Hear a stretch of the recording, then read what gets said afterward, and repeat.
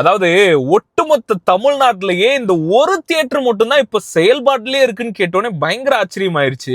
ஏன்னா நம்ம ஊர்ல ஒரு 3000 தியேட்டருக்கு மேல இருக்குமா, எக்கச்சக்கமான ஸ்கிரீன்ஸ் இருக்கு. நிறைய ஸ்கிரீன்ல படுத்துட்டு பாக்குற அளவுக்குலாம் வசதி வந்துருச்சு. ஆனா அந்த டிரைவிங் தியேட்டருங்கிறது ஒட்டுமொத்த தமிழ்நாட்டிலே இது ஒண்ணு மட்டும்தான் செயல்பாட்டிலே இருக்கு. அதுவும் ரெகுலரா புது படங்களும் ரிலீஸ் ஆகுது.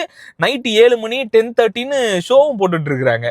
என்ன ஏதுன்னு சொல்றேன். அது மாதிரி சினிமா சம்பந்தமான இன்ட்ரெஸ்டிங்கான விஷயங்கள்லாம் தெரிஞ்சுக்கிறதுக்கு உடனே நம்ம சேனல் இப்பவே ஃபாலோ பண்ணி வச்சுக்கோங்க.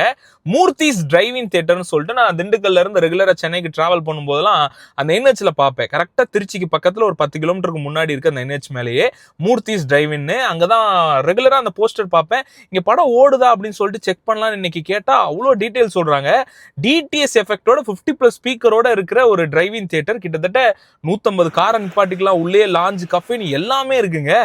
நான் ரீசெண்டா வந்த எல்லா படத்தையும் தியேட்டர்ல பார்த்தது எல்லாம் இங்கே வந்து ரிலீஸ் பண்ணியிருக்கிறாங்க. மேக்சிமம் கூலி வந்தாலும் வாய்ப்பு இருக்கு அப்படின்ற மாதிரிலாம் என்கிட்ட சொன்னாங்க. எனக்கு பயங்கர ஆச்சரியமா இருந்தது. ஸோ இந்த மூர்த்திஸ் டிரைவிங் தியேட்டர்லயோ இல்லை டிரைவிங் தியேட்டர்ல நீங்க படம் பார்த்துருந்தீங்கன்னா உங்களோட அனுபவம் என்னங்கிறத கீழே மறக்காம பதிவு பண்ணுங்க. இந்த விஷயம் கேட்டோன்னே எனக்கு ரொம்ப ஆச்சரியமா இருந்தது. அதான் உங்ககிட்ட பகிர்ந்துக்கலாம்னு நினைச்சு இந்த வீடியோ பதிவு பண்ணியிருக்கேன்.